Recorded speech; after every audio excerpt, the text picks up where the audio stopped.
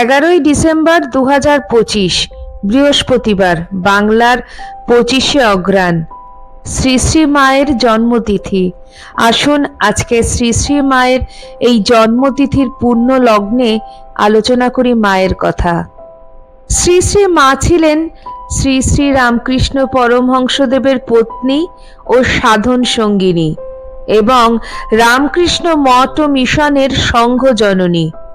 ভক্তগণ তাকে শ্রী শ্রী মা নামে অভিহিত করে থাকেন। রামকৃষ্ণ আন্দোলনের বিকাশ ও প্রসারে তাঁর ভূমিকা অনস্বীকার্য। জয়রামবাটি গ্রামে শ্রী শ্রী মা সারদা দেবীর জন্ম। তাঁর বিবাহপূর্ব নাম ছিল সারদামণি মুখোপাধ্যায়। মাত্র 5 বছর বয়সে শ্রী শ্রী ঠাকুর রামকৃষ্ণের সঙ্গে তাঁর বিবাহ হয়। তবে কৈশোরের উপান্তে উপনীত হওয়ার পূর্বে তিনি স্বামীর সঙ্গে মিলিত হওয়ার সুযোগ পাননি। তাঁর জীবনীকারদের মতে গার্হস্থ্য ও সন্ন্যাস জীবনের আদর্শ স্থাপন করার জন্য তাঁরা উভয়ে অবিচ্ছিন্ন ব্রহ্মচর্যের অনুশীলন করে জীবনযাপন করতেন। ঠাকুর শ্রী শ্রী রামকৃষ্ণের মৃত্যুর পর অবশিষ্ট জীবন সারদা দেবী অতিবাহিত করেন জয়রামবাটি এবং কলকাতার উদ্বোধন ভবনে। তার সমগ্র জীবন ছিল স্বামী, ভ্রাতা ও ভাতৃ পরিবারবর্গ এবং তার আধ্যাত্মিক সন্তানদের প্রতি সেবা ও আত্মত্যাগে উৎসর্গিত। শ্রী রামকৃষ্ণের শিষ্যগণ তাকে আপন জননীর আসনে বসাতেন। গুরুর প্রয়াণের পর উপদেশ ও উৎসাহ লাভের আশায় ছুটে আসতেন তাঁর কাছে। সামান্য গ্রাম্য নারীর জীবন অতিবাহিত করলেও তিনি তাঁর জীবৎকালে এবং পরবর্তীকালে ভক্তদের নিকট মহাশক্তির অবতার রূপে পূজিত হতেন। 1853 সালের 22শে ডিসেম্বর, বাংলা 1260 সালের 8ই পৌষ, হিন্দু পঞ্জিকা অনুসারে অঘ্রাণ কৃষ্ণা সপ্তমী তিথি, পশ্চিমবঙ্গের বাঁকুড়া জেলার বিষ্ণুপুর মহকুমার অন্তর্গত প্রত্যন্ত গ্রাম জয়রামবাটির এক দরিদ্র ব্রাহ্মণ পরিবারে সারদা দেবীর জন্ম হয়। তার পিতা রামচন্দ্র মুখোপাধ্যায় ও মাতা শ্যামাসুন্দরী দেবী অত্যন্ত ধর্মপরায়ণ ছিলেন। সারদা দেবীর পিতৃকুল মুখোপাধ্যায় বংশ পুরুষানুক্রমে রামের উপাসক ছিলেন। সারদা দেবী ছিলেন তাদের জ্যেষ্ঠা কন্যা তথা প্রথম সন্তান। জন্মের পর প্রথমে সারদা দেবীর নাম রাখা হয়েছিল ক্ষেমঙ্করী। রাসাশ্রিত নাম রাখা হয়েছিল ঠাকুরমণি। পরে ক্ষেমঙ্করী নামটি পাল্টে সারদামণি রাখা হয়। রামচন্দ্র মুখোপাধ্যায় কৃষিকাজ ও পুরোহিত বৃত্তি করে জীবিকা নির্বাহ করতেন এবং 3 ভাইকে প্রতিপালন করতেন। দরিদ্র হলেও রামচন্দ্র ছিলেন পরোপকারী এবং দানশীল ব্যক্তি। কথিত আছে সারদা দেবীর জন্মের আগে রামচন্দ্র এবং শ্যামাসুন্দরী উভয়ই দিব্য দর্শনে দেখেছিলেন যে মহাশক্তি তাদের কন্যারূপে জন্ম নিতে চলেছেন।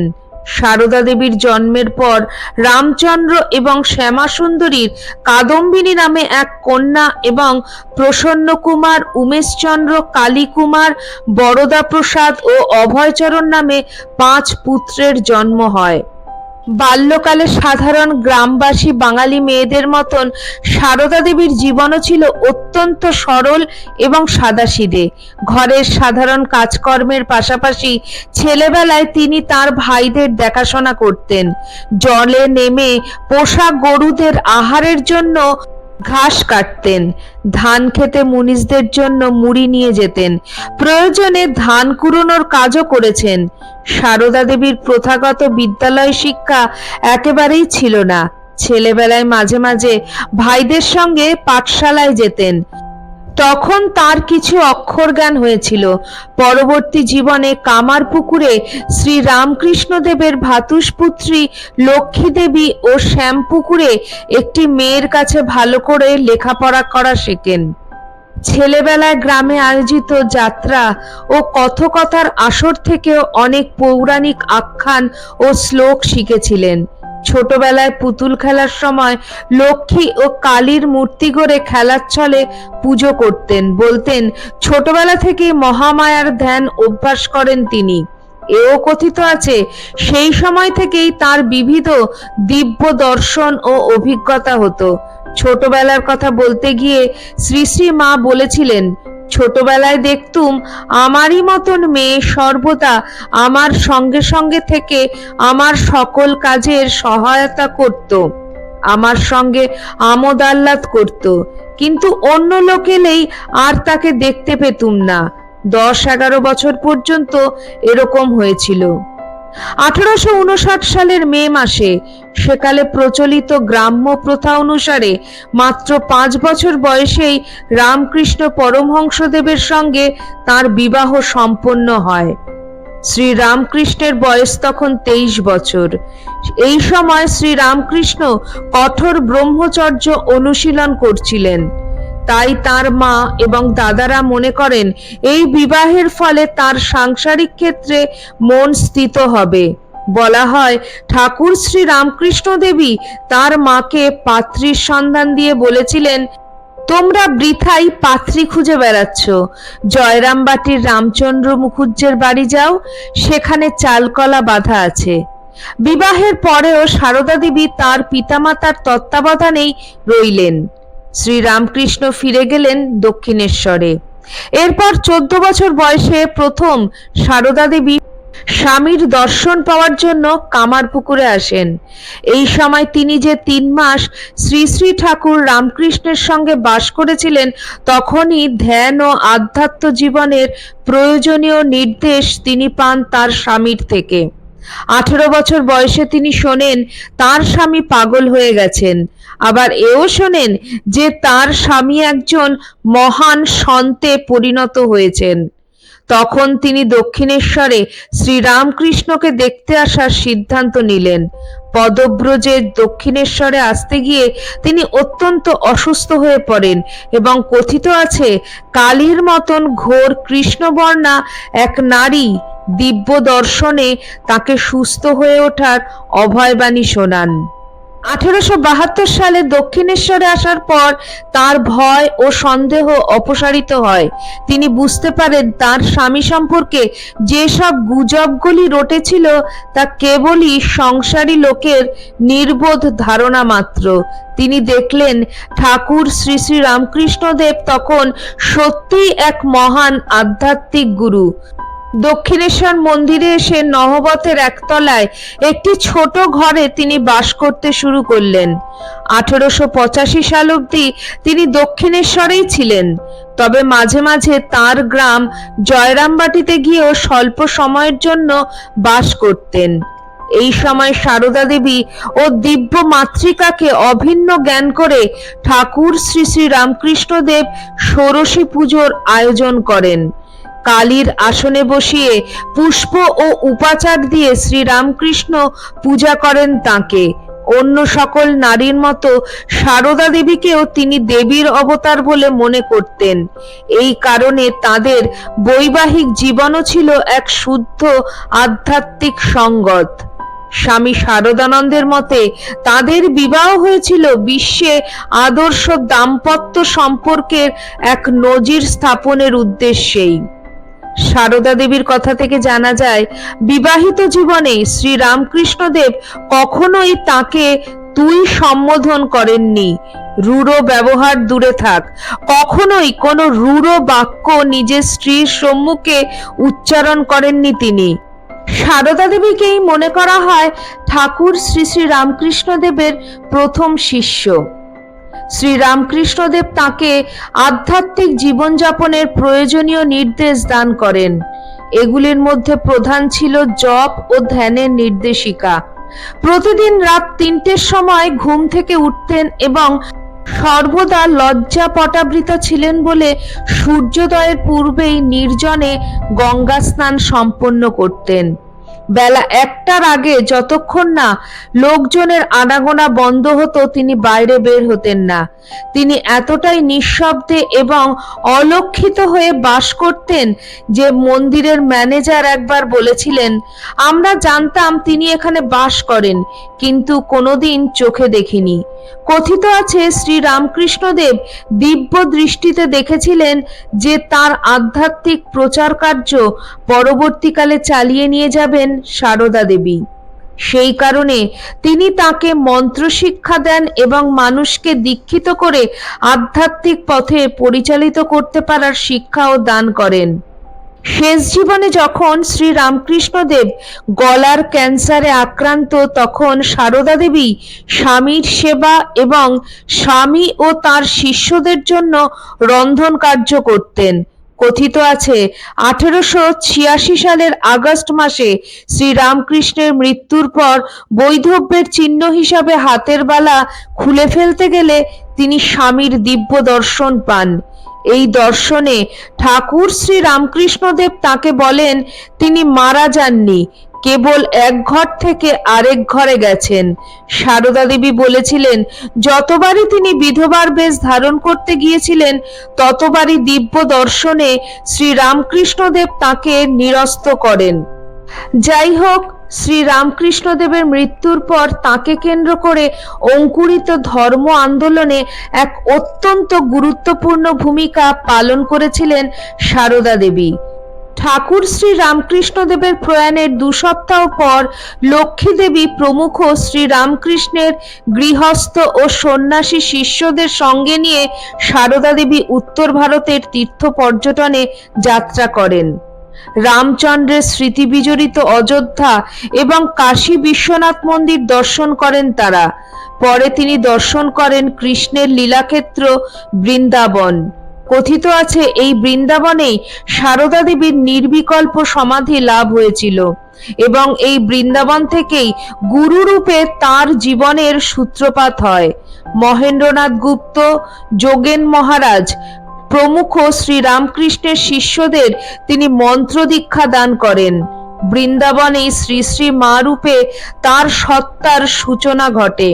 তার জীবনীকার ও শিষ্যদের মতে তাকে মা বলে ডাকা কেবলমাত্র সম্মান প্রদর্শনের বিষয়ই ছিল না, যারাই তার সাক্ষাতে আসতেন তারাই তার মধ্যে মাতৃত্বের গুণটি আবিষ্কার করতেন। তীর্থযাত্রার শেষে সারদা দেবী কয়েক মাস কামারপুকুরে বাস করেন। এই সময় একাকী অত্যন্ত দুঃখ কষ্টের মধ্যে দিয়ে তার জীবন অতিবাহিত হতে থাকে। 1888 সালে এই খবর শ্রী রামকৃষ্ণদেবের ত্যাগী শিষ্যদের কানে পৌঁছলে তারা তাকে কলকাতায় নিয়ে এসে থাকার ব্যবস্থা করে দেন। স্বামী শারদানন্দজি মহারাজ কলকাতায় তার জন্য স্থায়ী বাসভবন নির্মাণ করান। মায়ের বাটি নামে পরিচিত বাগবাজারের এই বাড়িটিতেই জয়রাম বাটির পর সারদা দেবী জীবনের দীর্ঘতম সময় অতিবাহিত করেছিলেন। এই বাড়িটিতে স্থাপিত হয়েছিল রামকৃষ্ণ মিশনের বাংলা মাসিক মুখপত্র, উদ্বোধন পত্রিকা তথা মিশনের বাংলা প্রকাশনা উদ্বোধন কার্যালয়ের প্রধান অফিস। প্রতিদিন অগণিত ভক্ত এই বাড়িতে তার দর্শন, উপদেশ ও দীক্ষা লাভের আশায় ভিড় জমাতেন। তার মাতৃসমা মূর্তি ও মাতৃসুলভ ব্যবহার সকলকে মানসিক শান্তি দিত। তার নিজের সন্তানাদি না থাকলেও শিষ্য ও ভক্তদের তিনি মনে করতেন তার আধ্যাত্মিক সন্তান। 1906 সালে মা শ্যামাসুন্দরী দেবীর মৃত্যুর পর সারদা দেবী কার্যত পরিবারের প্রধান ব্যক্তি হয়ে উঠলেন। বিধবা ভাতৃজায়া সুরবালার ভার গ্রহণ করলেন নিজের হাতে। সুরবালা সেই সময় রাধারানী নামে একটি সন্তানের জন্ম দেন। রাধু নামে সর্বাধিক পরিচিত রাধারানী ছিল একগুঁয়ে এবং মানসিক বিকারগ্রস্ত। তাকে নিয়ে দুশ্চিন্তার অন্ত ছিল না সারদা দেবীর। রাধুর কাছে তিনিই ছিলেন মা, আর মায়ের মতোই ধৈর্য সহকারে তার দেখভাল করতেন তিনি। শ্রী শ্রী মা রামকৃষ্ণ সংঘ ও ভক্ত সমাজে সর্বাধিক শ্রদ্ধার আসনটি লাভ করেছিলেন। শ্রী রামকৃষ্ণদেব স্বয়ং তাকে নির্দেশ দিয়েছিলেন নিজের প্রয়াণের পর রামকৃষ্ণ আন্দোলন চালিয়ে নিয়ে যাওয়ার এবং ভক্তদের বলেছিলেন শ্রী রামকৃষ্ণ ও সারদা দেবীর সত্তায় কোনো পার্থক্য আরোপ না করতে। বলা হয় কয়েকজন শিষ্য তার দর্শন লাভের পর আধ্যাত্মিক অনুভূতি প্রাপ্ত হন। কেউ কেউ তার সাক্ষাৎ দর্শনের পূর্বেই দেবী রূপে তার দর্শন লাভ করেন, আবার কেউ কেউ স্বপ্নে তার থেকে দীক্ষা লাভ করেন বলেও কথিত আছে। এরকমই একটি উদাহরণ হলো বাংলা নাটকের জনক গিরিশচন্দ্র ঘোষ, যিনি মাত্র 19 বছর বয়সে স্বপ্নে তার কাছ থেকে মন্ত্র লাভ করেছিলেন। অনেক বছর পরে যখন তিনি সারদা দেবীর সাক্ষাৎ লাভ করেন তখন অবাক হয়ে দেখেন তার স্বপ্নে দেখা দেবী আসলে ইনি। উদ্বোধন ভবনে শ্রী রামকৃষ্ণের শিষ্যারা তার সঙ্গ দিতেন। এদের মধ্যে উল্লেখযোগ্য ছিলেন গোলাপ মা, যোগিন মা, গৌরী দিদি ও লক্ষ্মী মা। 1919 সালের জানুয়ারি মাসে শ্রী শ্রী মা জয়রামবাটি যাত্রা করেন এবং সেখানেই 1 বছর কাটান। জয়রামবাটিতে অবস্থানের শেষ 3 মাস তার স্বাস্থ্য ভেঙে পড়ে। 1920 সালের 27 ফেব্রুয়ারি অশক্ত অবস্থায় তাকে কলকাতায় আনা হয়। পরের 5 মাস তিনি রোগ যন্ত্রণায় অত্যন্ত কষ্ট পান। মৃত্যুর পূর্বে এক শোকাতুরা শিষ্যাকে তিনি উপদেশ দিয়েছিলেন, যদি শান্তি চাও মা, কারো দোষ দেখো না, দোষ দেখবে নিজের। জগৎকে আপন করে নিতে শেখো, কেউ পর নয় মা, জগৎ তোমার। মনে করা হয় এই উপদেশটি বিশ্বের উদ্দেশ্যে তার শেষ বার্তা। 1920 সালের 20 জুলাই রাত 1টায় কলকাতার উদ্বোধন ভবনে তার প্রয়াণ ঘটে। বেলুড় মঠে গঙ্গার তীরে তার শেষকৃত্য সম্পন্ন হয়। এই স্থানটিতেই বর্তমানে গড়ে উঠেছে শ্রী শ্রী মা সারদা দেবীর সমাধি মন্দির। 66 বছরের জীবনে অনেক উপদেশ, অনেক বাণী শ্রী শ্রী মা সারদা দেবী দিয়ে গিয়েছেন। তার কিছু অমর বাণীর মধ্যে তার অমূল্য জীবন দর্শনের পরিচয় পাওয়া যায়। আজও আমাদের মনে ভরসা জাগায় শ্রী শ্রী মায়ের এইসব বাণী। শ্রী শ্রী মায়ের বাণী চঞ্চল মনকে শান্ত করে, চিন্তা ভাবনার দিশাকে নয়া মোড় দেয়, নেতিবাচক ভাবনাকে দূরে সরিয়ে দিতে সাহায্য করে, ধৈর্যের শিক্ষা দেয়, মানুষকে কর্মঠ হতে শেখায়। শ্রী শ্রী মায়ের দেখানো পথে পা বাড়াতে হলে এই সকল বাণী যে কোনো মানুষের মেনে চলা প্রয়োজন। তাহলেই মুক্তি মিলবে সংসারের সকল প্রকার দুঃখ থেকে, হবে মোক্ষ লাভ। শ্রী শ্রী মা বলতেন, যখন দুঃখ পাবে, আঘাত পাবে, বিফলতা আসবে, তখন নিশ্চিত যেন আমি তোমার সঙ্গে রয়েছি, ভয় পেও না, হতাশ হয়েও না বাবা, আমি থাকতে তোমাদের ভয় কি? আমি তোমাদের মা, সত্যিকারের মা। যেন বিধাতারও সাধ্য নেই আমার সন্তানদের ক্ষতি করেন। আমার ওপর ভার দিয়ে নিশ্চিন্ত হয়ে থাকো, আমি তোমাদের ইহকালের মা, তোমাদের পরকালের মা, আমি তোমাদের জন্ম জন্মান্তরের মা। আমি মা থাকতে তোমাদের ভয় কি? মা ভক্তদের উদ্দেশ্যে আরো বলতেন, যারা এসেছে, যারা আসেনি, যারা আসবে, আমার সকল সন্তানকে জানিয়ে দিও মা, আমার ভালোবাসা, আমার আশীর্বাদ সকলের ওপর আছে। আপনাদের কেমন লাগলো আমার আজকের উপস্থাপনা? কমেন্ট সেকশনে কমেন্ট করে জানাবেন। চ্যানেলের নতুন বন্ধুদের কাছে একান্ত অনুরোধ, চ্যানেলটি সাবস্ক্রাইব করে আমার পাশে থাকবেন। আর অবশ্যই পাশে থাকা বেল আইকনটি প্রেস করে দেবেন, যাতে আমার পরবর্তী ভিডিওতে আপনার সঙ্গে আমার আবার দেখা হয়। আজ এই পর্যন্তই। সবাই ভালো থাকবেন, সুস্থ থাকবেন। আবার খুব শিগগিরই দেখা হচ্ছে আপনাদের সঙ্গে কোনো একটি নতুন ভিডিওতে। জয় ঠাকুর, জয় মা, জয় স্বামীজি।